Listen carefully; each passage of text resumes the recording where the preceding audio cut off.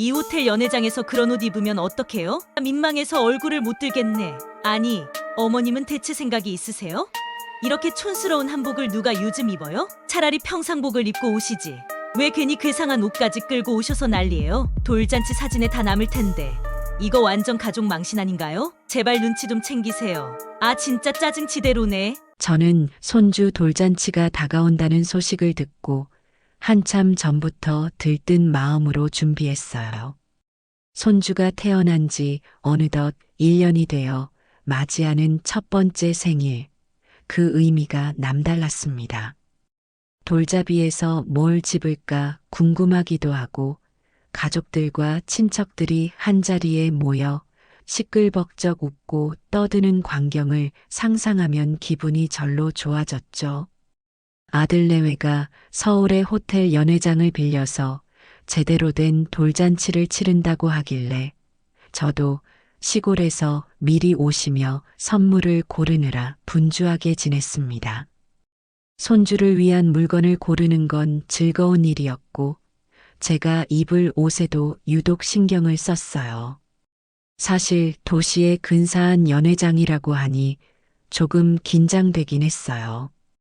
혹시 너무 수수한 옷을 입으면 격에 안 맞을까? 아니면 너무 화려하게 꾸미면 오히려 튀는 거 아닐까?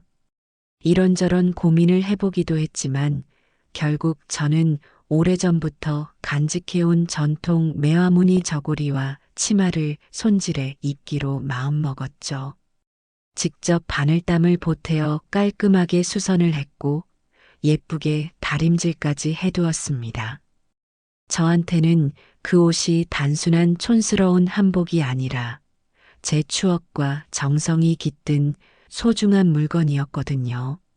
며느리가 한 번씩 어머님, 요즘 유행은 이런 스타일이에요라며 현대적인 의상이나 새로 나온 브랜드를 권한 적은 있었어요. 그렇지만 저는 그래도 전통에 대한 애정이 있고 손주 돌잔치엔 한복이 더 의미 있지 않겠니? 라고 생각했어요. 물론 며느리가 어떤 반응을 보일지도 조금은 불안했죠.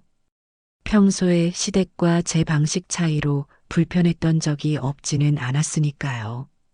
그래도 이번만큼은 제가 좋아하는 옷을 입고 손주에게도 특별한 추억을 남겨주고 싶었습니다. 드디어 돌잔치 당일 아침이 밝았고 저는 두근거리는 마음으로 일찍 일어나 준비를 마쳤습니다. 머리카락도 단정하게 빗고 화장도 평소보다 살짝 더 해봤어요. 거울 앞에 서서 한참을 이 정도면 손주한테 부끄럽지 않겠다 하고 중얼거리며 웃었죠. 겉보기엔 살짝 오래된 듯 보이는 한복이었지만 매무새를 가지런히 하니 꽤 괜찮아 보였어요. 속으로 오늘은 정말 즐거운 날이구나 하며 문을 나섰습니다. 차를 타고 서울까지 올라오니 그 번쩍이는 거리 풍경이 시골과는 참 달라서 잠시 눈이 바빴어요. 곧바로 호텔로 향하는데 이미 건물부터가 웅장하고 화려해서 마음이 조금 위축되기도 했습니다. 그래도 손주 돌잔치에 왔는데 주눅 들긴 싫다 싶어 마음을 다잡고 엘리베이터를 탔어요. 연회장 앞에 도착하니 벌써 많은 분들이 모여 있더군요.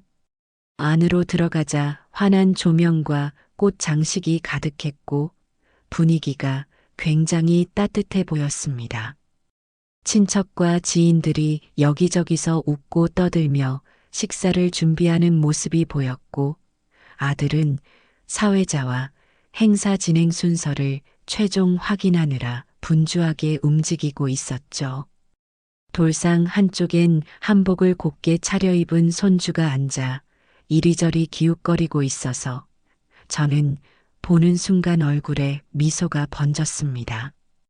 우리 손주 정말 많이 컸구나 하고 중얼거리며 다가가서 조심스럽게 작은 손을 잡아봤어요.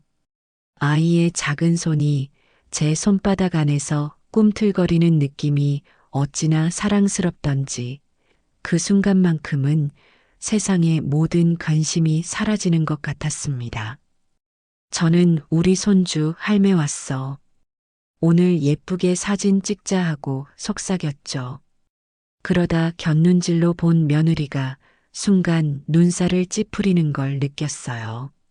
저는 무슨 문제라도 있나 싶었지만 애써 못 본 채 하며 행사 분위기에 집중하려 했죠. 가끔씩 며느리가 패션이나 스타일에 꽤 예민하다는 걸 알고는 있었지만 설마 이렇게 공개된 자리에서 저를 타박하진 않겠지 싶었습니다. 게다가 돌잔치는 손주의 특별한 날이니 굳이 큰 갈등이 생길 리 없을 거라 생각했어요. 하지만 불안감은 조금씩 스멀스멀 올라왔습니다. 행사가 본격적으로 시작되고 친척들이 삼삼오오 모여 돌잔치 음식을 맛보며 축하해요. 손주 정말 귀엽네요 같은 말을 주고받았어요. 저는 늘 그렇듯 구석구석을 챙겨보느라 바빴고 중간중간 돌아다니면서 사진도 찍고 있었죠. 아들 내외가 다들 모이셨죠? 이제 돌잡이 순서 들어갈게요라며 마이크로 안내를 하자 사람들은 한데 모여 손주가 뭘 잡을지 지켜봤습니다. 저는 마음속으로 돈을 잡으려나 마이크를 잡으려나 하며 기분 좋게 웃었죠.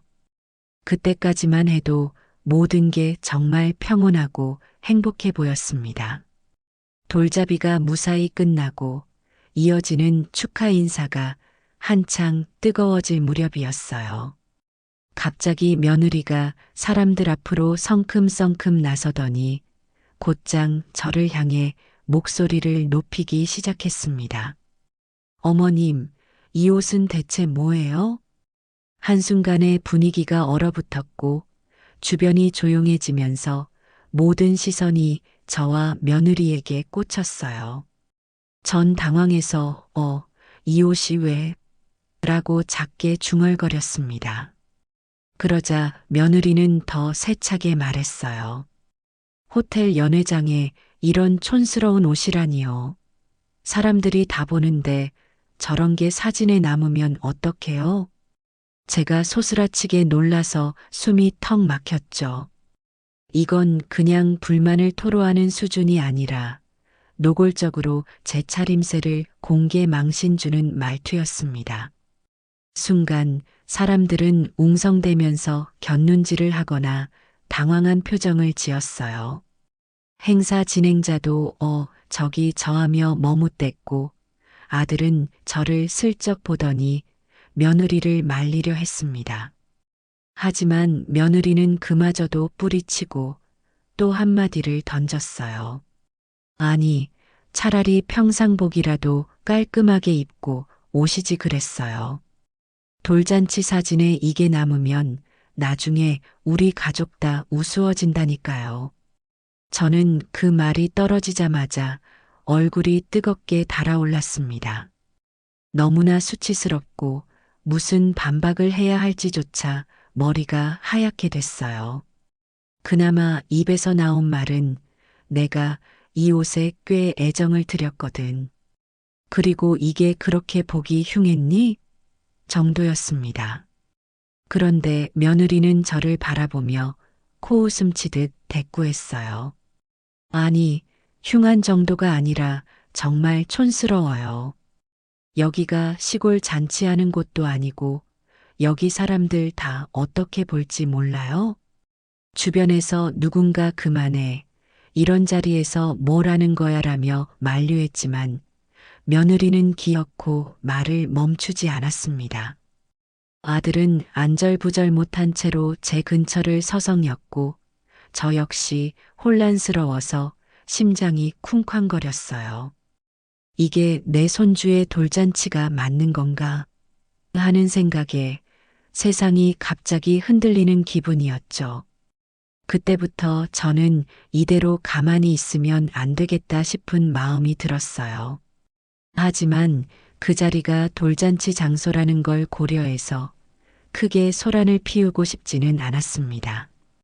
제가 겨우 내뱉은 말은 다만 며느라, 지금 사람들 많으니 이런 얘긴 나중에 하자.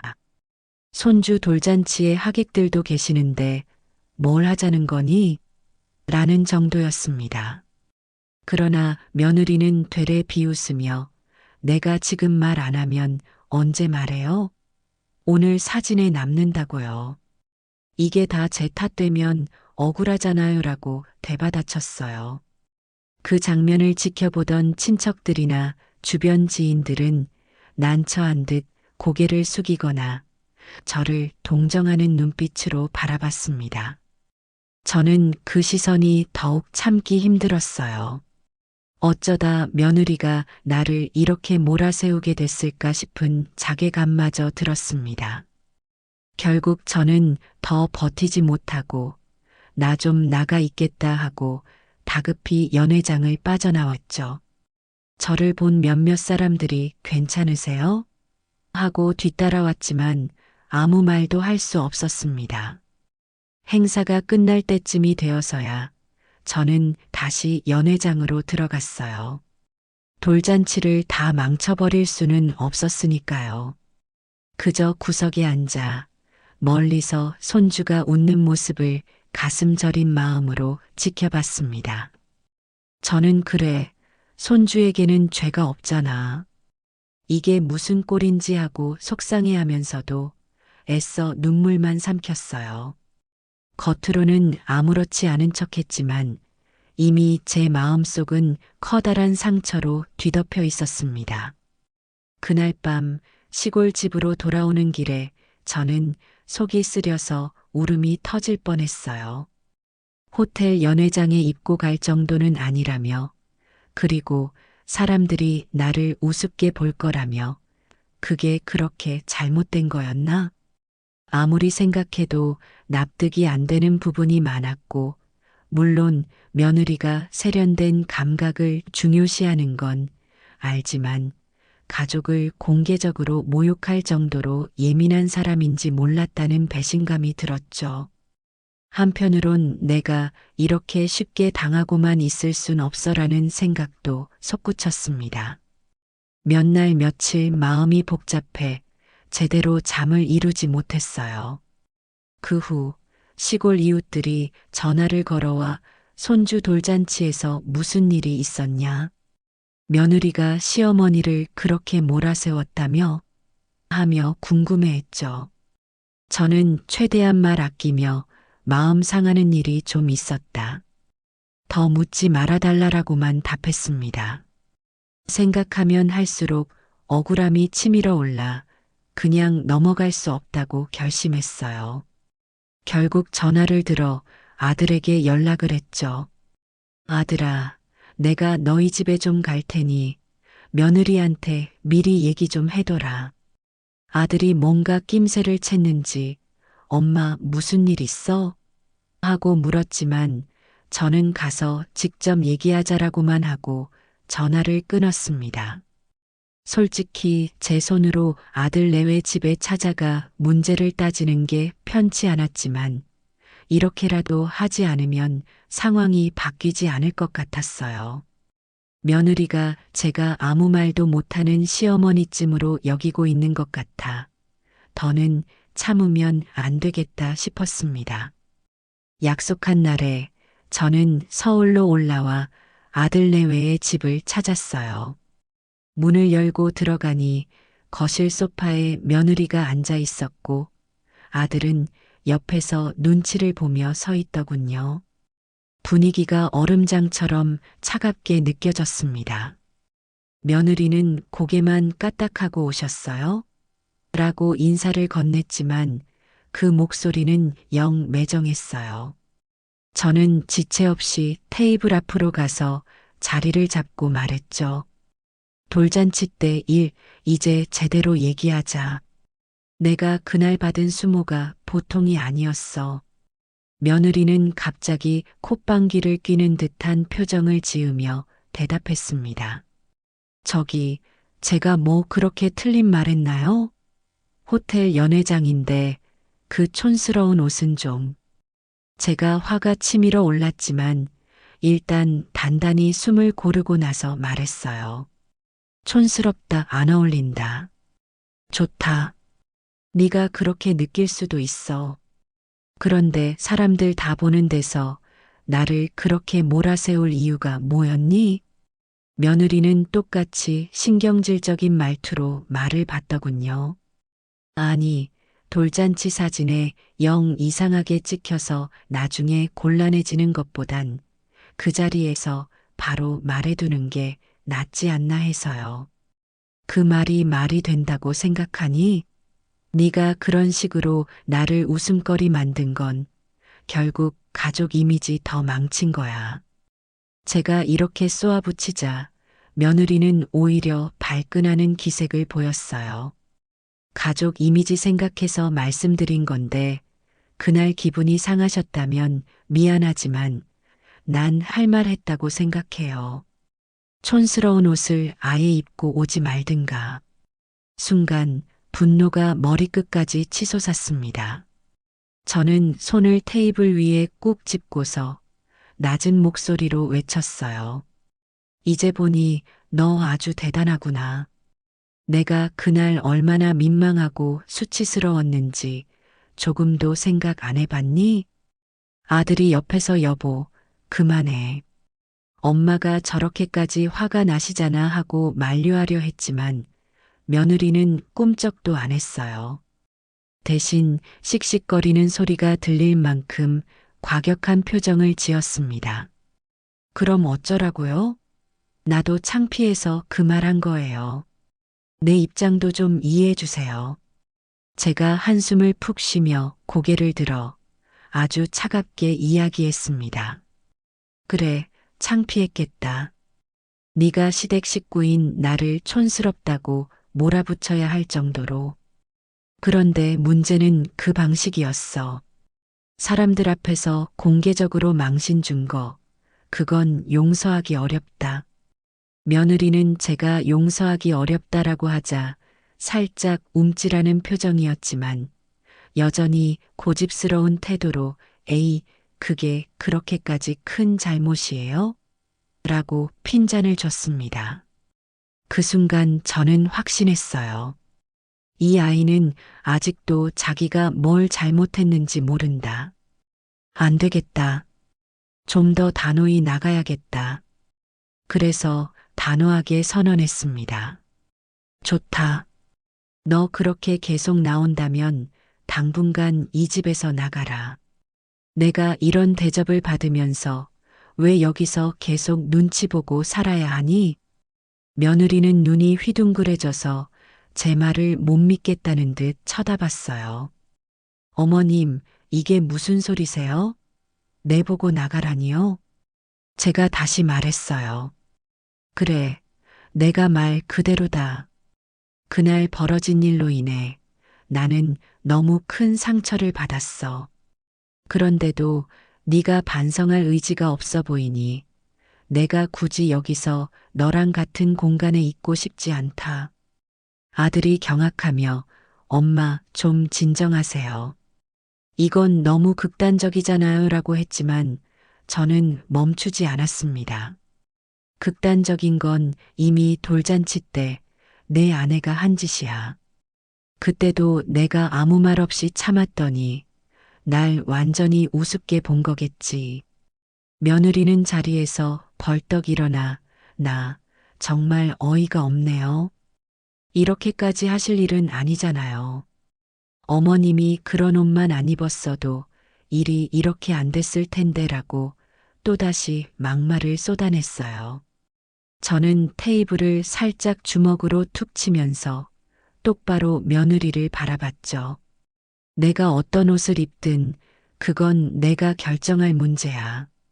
네가 불만이면 조용히 나한테만 말했으면 됐을 거야. 그런데 왜 사람들 앞에서 공개적으로 개망신을 줬냐는 거야. 며느리는 말문이 막힌 듯 했지만 곧 다시 목소리를 높여 진짜 할 말이 없네요. 이게 다 어머님 자초하신 거잖아요.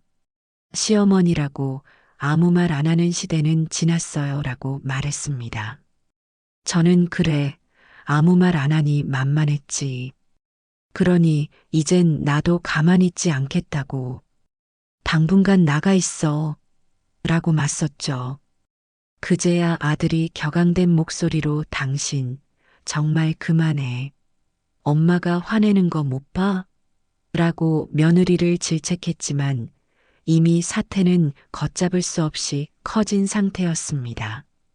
며느리는 아들에게 당신이 나 대신 말렸어야지. 내가 언제 이런 난리를 치고 싶어서 치는 줄 알아? 라며 소리를 질렀고 아들은 돌잔치 때도 내가 말리려 했잖아. 근데 당신이 막았잖아 라고 내뱉었어요. 저는 그 모습을 지켜보며 결국 결론을 내렸습니다. 아들아, 내 아내가 나를 어떻게 생각하고 대했는지 지금부터라도 똑똑히 알아둬라. 나도 더 이상은 못 참는다. 그리고 며느리를 향해 매정하게 말했어요. 내가 다시 말하지만 이 집에서 당분간 나가라. 내가 너같이 예의 없는 사람을 아직 받아줄 순 없다.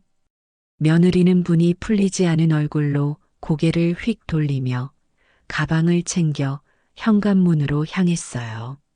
나가기 직전 문 앞에서 한번 돌아보더니 한마디를 던졌습니다. 좋아요. 어머님이 이렇게까지 나오시니 나도 어쩔 수 없죠. 나중에 후회하시지 마세요. 그리고 쾅 소리를 내며 문을 닫고 사라졌습니다. 거실에는 정적이 흘렀고 아들은 고개를 떨군 채로 한숨을 푹 쉬었어요. 저는 마음이 쓰라리긴 했지만 어쩔 수 없이 단호한 태도를 유지했습니다. 보렴, 내가 이렇게까지 하지 않으면 앞으로 계속 무시당하면서 살아야 할 것 같아서 그래. 내가 정말 싫다. 아들은 고개를 들지 못한 채 엄마 미안해. 내가 그날 좀 더 확실히 대처했어야 했는데 하고 중얼거렸죠. 하지만 이미 벌어진 일이니 그저 가슴이 아플 뿐이었습니다. 저는 네가 미안해할 것도 없어. 며느리가 사람 면전에서 해서는 안 될 짓을 했고 여전히 반성도 안 하잖아. 그래서 내가 이 결정 내린 거다라고 말했습니다. 그날 저녁 저는 다시 시골로 내려왔어요. 집에 돌아오니 기분이 묘하게 후련하면서도 허탈했어요. 며느리를 내쫓다니 진짜 내가 이렇게까지 할 줄은 몰랐는데 그래도 내 자존심이 너무 짓밟혔으니 이 방법밖에 없지 않았나? 여러 감정이 뒤섞여 머리가 아팠지만 적어도 그날 밤은 지난번처럼 끙끙 앓지 않고 어느 정도 잠을 청할 수 있었습니다. 며칠 후 시골 동네에 또 소문이 쫙 퍼졌어요. 며느리가 서울에서 쫓겨나 본가에 들어갔다느니 시어머니가 돌잔치에서 당한 모욕에 복수했다느니 온갖 말이 오갔죠. 다들 저를 걱정하는 눈빛으로 보지만 사실 저는 누가 뭐라든 상관없다. 내가 이렇게 하지 않았으면 영원히 무시당했을 거다라고 스스로 다짐하고 있었습니다. 한편으론 손주 걱정이 됐어요. 그래도 제게는 첫 손주인데 부모가 이렇게 갈라져 지내면 애 마음이 괜찮을까 싶었거든요. 아들이 곧 전화를 해서 엄마, 내가 손주 데리고 주말에 갈게. 요즘 당신 며느리은 본가에서 지내면서 마음 추스르는 중인데 아직 엄마 뵐 면목이 없다고 해라고 말했습니다. 저는 그래, 손주 보고 싶으니 데리고 와라.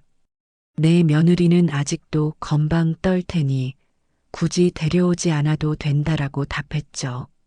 마음은 복잡했지만 손주 볼 생각에 벌써부터 설레는 기분이 들었습니다. 정말 주말이 되자 아들이 손주와 함께 시골집에 왔어요. 문 앞에서 손주가 해맑은 얼굴로 할매, 하고 달려오는데 순간 눈물이 날 뻔했어요. 아이고, 우리 손주 왔네. 얼마나 보고 싶었는지 몰라. 손주를 안고 마루로 들어와 이것저것 챙겨주는데 한편으론 이 아이가 무슨 죄냐는 생각이 들었어요. 돌잔치 당일에도 사실 손주가 가장 중요한 날이었는데 어른들 싸움으로 이게 무슨 민폐인가 싶었죠. 아들은 거실에 앉자마자 조심스럽게 꺼냈습니다. 엄마, 사실 나도 많이 복잡해. 당신 며느리도 결국 후회한다고 하긴 하는데 아직 자존심 때문에 말도 제대로 못하고 있대. 저는 고개를 끄덕이며 싸늘하게 말했어요. 후회하는 건 좋은데 아직 내가 쉽게 받아줄 마음은 없어. 당분간은 나도 마음 정리가 필요하다.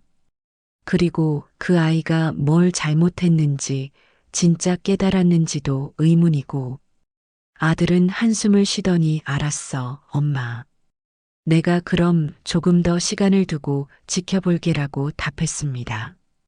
저 역시 그 말에 동의하면서도 속으론 이제 며느리가 정말 변할 수 있을까? 아니면 그냥 잠시 고개 숙이는 척만 하는 걸까? 하는 의심이 들었습니다. 그렇게 시간이 흐르던 중 어느 날 며느리에게서 전화가 걸려왔어요. 벨이 울리는 걸 보고 잠시 망설였지만 그래도 혹시나 하고 받았죠. 그러자 며느리 목소리가 기운이 빠진 듯 들렸습니다. 어머님, 저예요. 너무 황당하겠지만 한 번만 대화할 기회 주시면 안 될까요? 저는 그 말에 솔직히 냉정히 대하고 싶었지만 그래도 목소리를 낮춰 대답했습니다. 대화? 할 말이 뭐가 있어? 그날 이후로 네가 반성하고 있는지조차 난 모르겠고. 며느리는 잠시 침묵하다가 힘겹게 이어갔어요. 그날 내 태도가 지나쳤다는 건 이젠 알아요. 근데 솔직히 내가 왜 그랬는지도 얘기하고 싶어요. 물론 어머님께서 어떻게 받아들이실진 모르지만 그래도 제대로 해명이라도 하고 싶어요. 저는 한숨을 내쉬고 고개를 젓듯 대답했습니다. 해명? 나한테는 어떤 이유도 그 망신을 합리화할 순 없다고 생각하는데. 며느리는 떨리는 목소리로 말했어요. 어머님, 제가 그렇게 막말한 건 사실 시댁 이미지나 집안 어른들 생각도 있긴 했지만 거기엔 또 제 개인적인 콤플렉스가 있었어요. 부모님이 남들 시선 굉장히 신경 쓰셔서 나도 거기에 예민해졌달까? 그래서 호텔에서 열리는 만큼 더 완벽하게 보여야 한다고 생각했던 것 같아요. 물론 그 방법이 잘못됐다는 건 알지만요. 솔직히 저는 그게 무슨 변명이 되나? 그래도 그렇지. 시어머니를 망신 줄 일은 아니잖아라고 생각했지만 일단 들어주기로 했어요. 그리고 좋아. 내 사정은 알겠고.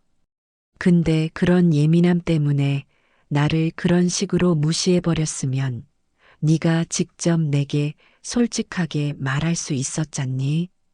대체 왜 사람들 앞에서라고 물었죠? 며느리는 낮은 목소리로 내가 그때 너무 흥분해서 사실 내 기분이 상했는데 그걸 그냥 그대로 어머님께 퍼부은 것 같아요. 이젠 후회돼요라고 토로했습니다.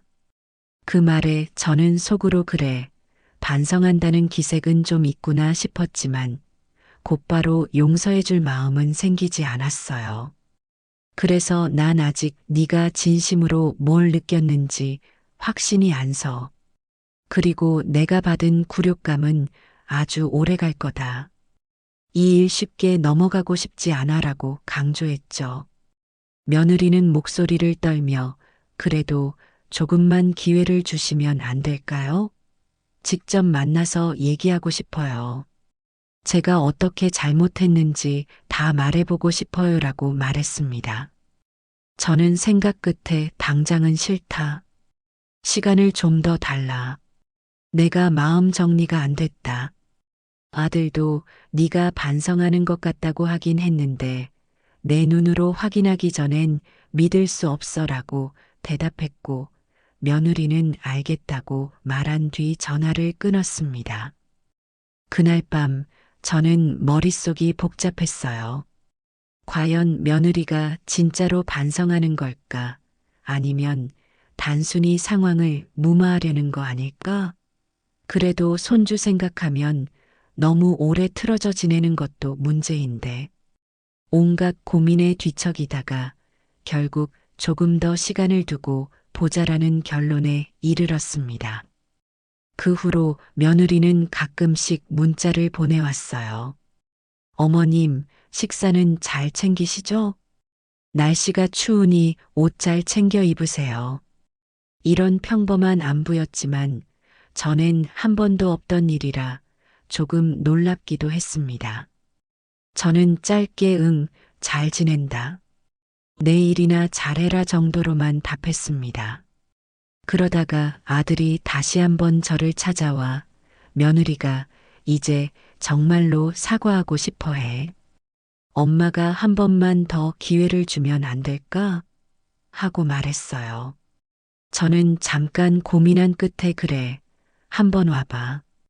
다만 제대로 된 태도가 아니면 다시는 볼 일 없을 거라고 전해라 하고 엄포를 놓았습니다. 아들은 알았다고 하더니 곧 주말에 며느리와 함께 내려오겠다고 했죠. 약속한 주말이 됐고 며느리는 작게 포장한 선물을 들고 시골집 문을 열고 들어왔어요. 현관에서부터 조심스러운 표정으로 어머님 괜찮으세요? 라고 물으니 저는 일단 자리에 앉으라고 했습니다. 안방 겸 거실인 곳에 며느리가 조용히 무릎 꿇듯 앉아 고개를 숙였어요. 어머님, 제가 너무 경솔했고 결과적으로 어머님 가슴에 큰 상처를 드렸어요. 그 말에 저는 눈을 가늘게 뜨며 대꾸했습니다. 그래, 네가 경솔했다는 걸 이제 알았다니 다행이긴 한데 아직도 잘 모르겠어. 왜 그렇게까지 날 무시했는지. 며느리는 머뭇거리더니 다시 말을 꺼냈어요. 솔직히 저도 어머님이랑 이렇게 틀어지긴 싫었어요. 돌잔치 때도 더 좋은 분위기를 만들고 싶었는데 제 강박관념 때문인지 어머님 옷을 보고 순간 심한 말을 해버렸어요. 정말 그 자리에서 그러지 말았어야 했어요. 근데 이미 다 퍼져버렸네요. 저는 속에서 울컥하는 마음을 참으면서 한숨을 길게 내쉬었습니다. 그게 다가 아니잖아. 사람들 앞에서 공개적으로 나를 망신 준 건 그 자리에서 사적으로 얘기하는 거랑 차원이 다르다. 어떻게 보상할 거니? 며느리는 고개를 들지 못하고 목소리가 떨렸어요. 어머님, 제가 할 수 있는 선에서 뭐든지 하겠습니다. 어머님 마음이 얼마나 힘드셨을지 이제야 조금 깨닫게 된 것 같아요. 아직 제대로 다 깨닫지도 못했겠지. 그래도 네가 입 열고 말하니 조금은 덜 답답하네. 그렇게 한참 주거니 받거니 대화가 이어졌는데 며느리의 태도가 예전과는 달리 한없이 낮아져 있었습니다. 저는 한편으로 그래도 조금은 진심인가 싶었지만 바로 다 풀리진 않았어요. 그래서 마지막으로 결정적인 말을 했습니다. 내가 아직 상처가 크다. 너희가 어떻게 나한테 보답하거나 네가 어떻게 달라질지는 좀 더 봐야 알 것 같다. 당장은 마주하고 싶지 않으니 조용히 지켜보고 마음 정리하겠다. 며느리는 고개를 주걱거리며 정말로 죄송합니다. 그리고 제가 꼭 달라진 모습 보여드리겠습니다. 당장은 어머님 마음이 풀리지 않아도 언젠가는 믿어주실 거라 생각합니다라고 말했어요. 저는 뭐 지켜볼게. 손주한테도 미안한 마음 있어. 좋은 날을 그런 식으로 만들어서라고 낮게 중얼거렸죠. 며느리는 머리를 깊이 숙인 채로 이젠 돌잔치를 떠올리면 제가 먼저 부끄러워질 것 같아요. 다시는 그런 식으로 행동하지 않을게요라고 대답했습니다. 그날 밤 저희는 간단히 식사를 함께 했어요.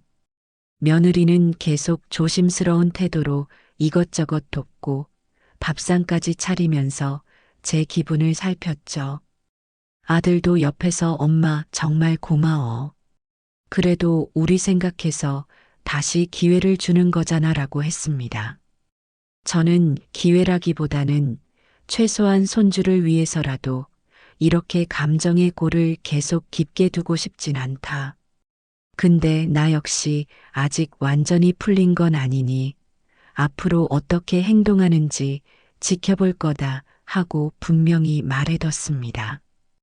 그렇게 세월이 조금 더 흘렀어요. 며느리는 시댁에 대해 조금씩 관심을 보이는 제스처를 취하기 시작했죠. 가령 어머님, 혹시 예전에 입으셨던 저고리 중에 색이 더 밝은 게 있나요? 나도 한복 거치마 정도는 배워보고 싶어요라든지 어머님이 좋아하시는 전통 음식 레시피 좀 알려주실 수 있을까요? 같은 시기였어요. 예전엔 생각도 못할 일이었죠. 처음엔 의심스러웠지만 점점 시간이 지나면서 그래도 저 아이가 정말 변하려 애쓰는구나라는 느낌이 들었습니다. 아들도 제게 자주 전화를 해 엄마 요즘 당신 며느리 시골 체험도 해보고 싶다고 해. 예전 같으면 상상도 못할 얘기지 하고 말하며 웃었습니다. 그러면서 이제 집에 가끔 돌아와서 엄마가 있던 자리를 조금씩 채워가고 있어. 그래도 예전 분위기랑은 확실히 달라졌으니 엄마가 한 번 더 봐주라라고 거듭 부탁하더군요. 저는 알았다. 앞으로 점점 좋아지면 다행이다. 내가 또 언제 마음을 다 열지는 모르겠지만 하고 대답했어요. 그렇게 해서 어느새 저도 며느리와 조금씩 일상적인 안부를 주고받고 손주 사진이나 근황을 공유하는 정도까지는 회복하게 됐습니다. 물론 돌잔치 때의 상처가 사라진 건 아니지만 그래도 가족이니만은 한편으론 내가 그래도 목소리를 냈기에 이렇게 변한 거지. 그때도 입 다물고 참았으면 아직도 무시당하며 괴로워했을 거야 라고 스스로 위안을 삼았습니다. 얼마 후 아들이 엄마 생신 때 우리가 다 같이 한번 내려가도 될까? 며느리가 직접 정식으로 축하드리고 싶다고 해라며 조심스레 묻더군요. 저는 잠시 고민했지만 이제는 어느 정도 화해의 장을 마련해 볼 때가 됐나 싶어서 허락했어요. 생일 당일 아들과 며느리 그리고 손주가 시골집에 도착했을 땐 이른 아침부터 잔치상 비슷하게 작게나마 음식을 준비해 놨습니다. 며느리가 들어오자마자 저를 보고 어머님 생신 축하드립니다. 그리고 그날 돌잔치 일 때문에 너무 잘못했습니다라고 다시 한번 고개를 숙였어요. 평소 같으면 그래, 알았다 정도로만 대답했을 텐데 이번엔 저도 그 아이의 진심이 느껴져서 약간은 부드러워진 목소리로 말했습니다. 그래, 이제 좀 괜찮아졌니? 그날의 일로 나도 마음고생이 컸어. 며느리는 식탁에 준비한 작은 선물을 건네며 이건 제가 어머님께 드리고 싶어서 준비했어요. 한복 액세서리랑 손수건이에요. 어머님이 전통 의상을 좋아하신다 하셔서라며 설명했습니다. 저는 잠시 마음이 찡해졌지만 내색은 하지 않고 고맙네. 나도 이런 거 좋아해. 진작 이렇게 나를 생각해줬다면 좋았을 텐데 말이야라고 답했죠. 저녁 시간에 함께 식사를 하며 며느리는 한결 차분한 태도로 이렇게 말했습니다. 어머님, 그날 이후로 내가 많이 반성했어요. 아무리 내 입장이 있었다 해도 사람들 앞에서 시어머니 옷차림을 면박 주는 건 정말 있을 수 없는 일이더라고요. 이젠 제가 다시 그런 실수를 안 하도록 조심할게요. 저는 숟가락을 살짝 내려놓고 고개를 끄덕였어요. 그럼 됐네. 아직도 내 마음 한구석은 완전히 풀린 건 아니야. 하지만 네가 이렇게 노력하는 모습 보이니 예전처럼 날 무시하진 않겠구나 싶다. 며느리는 심호흡을 하며 어머님 생각이 맞아요. 제가 잘못했으니까 이제라도 달라지려고 해요라고 답했습니다. 손주는 그 옆에서 할매, 밥 먹어요. 하고 해맑게 떠들고 있었고 아들은 흐뭇한 웃음으로 저희를 번갈아 바라봤죠. 저는 그래, 결국 가족이란 게 이렇게 모여 식사라도 하면서 풀어가는 거지 하는 생각을 했습니다. 그날 이후 며느리와 저는 조금씩 더 부드러운 분위기로 대화를 이어갔어요. 예전 같으면 절대 상상도 못할 일들을 묻고 상의하더군요. 어머님, 시골집에 곧 김장할 때가 오는데 저도 도와드리면 안 될까요? 어머님이 즐겨 입으시는 한복 브랜드는 어디인지 궁금해요. 혹시 나도 하나 장만해 볼까 해서요. 이런 식으로요. 물론 제가 한번 크게 터뜨렸기 때문에 며느리가 그만큼 조심하게 된 면도 있다는 걸 부인하진 않아요. 하지만 서로 좀 더 솔직해졌으니 옛날처럼 서운한 마음을 겉으로 감추거나 뒤에서 험담하는 일은 줄었습니다. 돌잔치에서 당한 굴욕은 여전히 제게 뼈아픈 기억으로 남아있지만 거꾸로 말하면 그것이 계기가 되어 지금의 변화를 가져온 거죠. 시골 이웃들이나 친척들은 결국 며느리를 내쫓았다가 다시 받아들인 셈이네. 이젠 다 잘 해결된 거야? 하고 물으면 저는 싱긋 웃으며 뭐 크게 문제될 건 없어. 서로 한 수 배웠지 뭐라고 받아칩니다. 겉으론 담담하게 말해도 사실 속으론 그래. 내가 한번 단호해진 덕분에 며느리도 마음을 고쳐먹었구나라는 묘한 뿌듯함이 들어요. 그리고 다시는 제가 며느리에게 함부로 대우받을 일도 없겠다는 안도감도 생겼습니다. 며느리는 이젠 제게 옷 이야기할 때도 어머님, 다음번엔 이런 조합으로 한번 입어보시면 어떠실까요? 제가 얘기했지만 결정은 어머님 뜻에 달린 거죠라는 식으로 배려하는 말을 해요. 저도 그래, 좋은 아이디어네. 한번 해볼까? 하며 살짝 미소를 지을 정도로 여유가 생겼습니다. 가끔은 예전에는 너가 나를 그렇게 면박줬으면서 이젠 대접이 다르구나 하고 농담을 건네면 며느리는 머쓱하게 웃으며 말하죠. 그땐 제가 왜 그랬나 싶어요. 정말 죄송했어요. 이제는 한복의 멋을 조금씩 알게 된 것 같아요.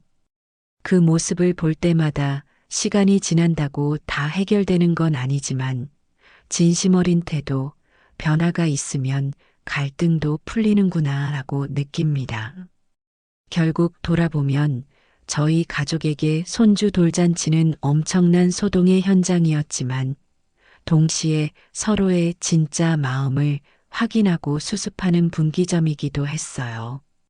저는 그날 무참히 짓밟힌 자존심을 회복하려고 며느리를 내쫓는 극단적인 조치를 했지만 그게 없었으면 며느리가 반성할 기회조차 얻지 못했을 겁니다. 그래서 결국 사이다처럼 시원한 결말이 찾아왔다고 생각해요. 며느리 역시 그 사건 이후로 저에게 함부로 대하지 않고 저도 제 위치와 존재감을 분명히 하게 됐으니까요. 이제는 호텔이나 근사한 곳에서 가족 행사가 잡혀도 며느리가 어머님, 이 옷 어떠세요? 혹시 불편하시면 제가 바로 말씀드릴 테니 그 자리에서 슬쩍 교정하면 되죠라고 넌지시 조언해 줄 만큼 부드러워졌어요. 그리고 저는 고맙네. 근데 굳이 별 문제 없으면 내가 좋아하는 옷 입을 거야. 그래도 될까? 하고 물으면 며느리는 네, 당연하죠.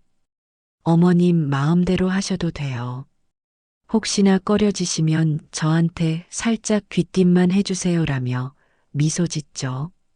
이런 식의 대화를 나눌 수 있다는 사실만으로도 저는 돌잔치 때와 비교하면 정말 큰 변화라 느낍니다.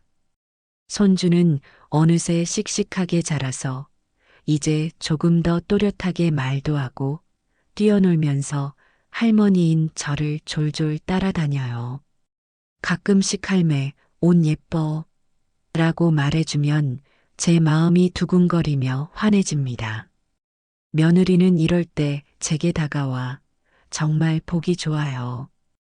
어머님이 손주랑 함께 있는 모습이 너무 평화로워요라고 합니다. 그럼 저는 속으로 이제야 제대로 된 가족 분위기가 나는구나 싶어 미소를 지어요. 물론 돌이켜보면 그날 당했던 모욕의 기억이 완전히 사라진 건 아니에요. 아직도 한 번씩 떠올리면 그때 마음이 후벼 파지는 듯한 아픔이 올라옵니다. 그렇지만 지금처럼 어느 정도 서로가 바뀌고 배려하는 태도를 보인다면 그 사건도 언젠가는 희미한 흉터로만 남겠죠. 가족이기 때문에 생긴 갈등이지만 그래도 가족이니까 다시 화해할 수 있었다고 생각하면 조금 마음이 편해지기도 합니다.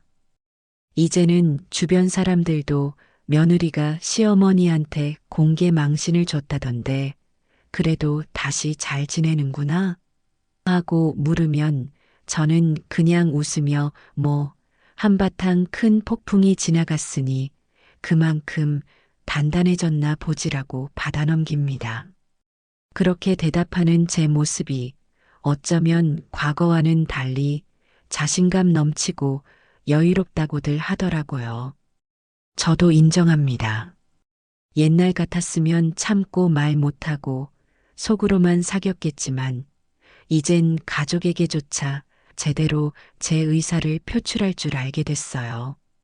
며느리도 그걸 보고 무서워하거나 회피하기보단 오히려 존중하려 노력하니 예전엔 상상도 못했던 긍정적인 변화가 일어난 거죠. 지금은 제가 손주와 며느리를 떠올리면 더 이상 돌잔치 때 그 끔찍했던 장면이 제일 먼저 연상되는 건 아니에요. 대신 요즘은 며느리가 어머님, 이번에 한복 전시회가 열린다는데 한번 가보실래요? 하고 먼저 제안하는 모습이 생각납니다.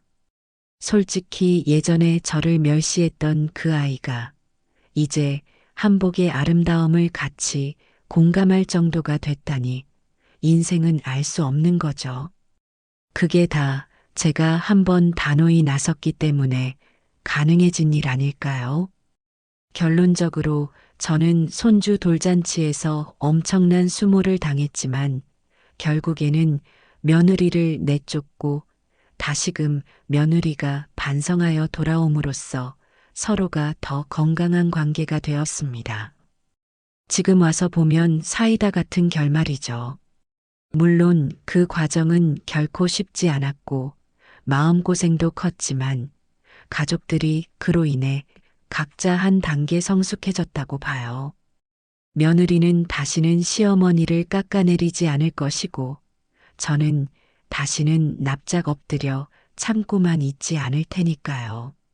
어쩌면 우리가 겪은 갈등과 화해 과정을 나중에 손주가 자라서 알게 된다면 우리 집안에도 이런 굴곡이 있었지만 결국 잘 풀어냈구나 하고 웃을 수도 있겠죠. 그때 저는 손주에게 이렇게 말해주고 싶어요. 그래, 내 돌잔치가 큰 소동이었지만 그 덕분에 내 할매와 내 엄마가 진짜로 서로를 이해하고 존중하게 됐단다. 세상 일은 참 묘해. 나중에 그런 날이 오면 아마 이 기억도 더 이상 쓰리지 않고 오히려 우리 가족을 한층 단단히 묶어준 사건으로 추억하게 될 거예요. 그리고 저는 그날 입었던 매화무늬 저고리를 다시 꺼내 입고 손주와 함께 당당히 사진을 찍을 겁니다. 며느리도 옆에서 어머님, 이 사진 정말 멋져요. 하고 기뻐해 주겠죠. 그렇게 누구도 함부로 제 선택과 가치를 무시하지 못하도록 저는 남은 인생도 꿋꿋이 살아갈 생각입니다.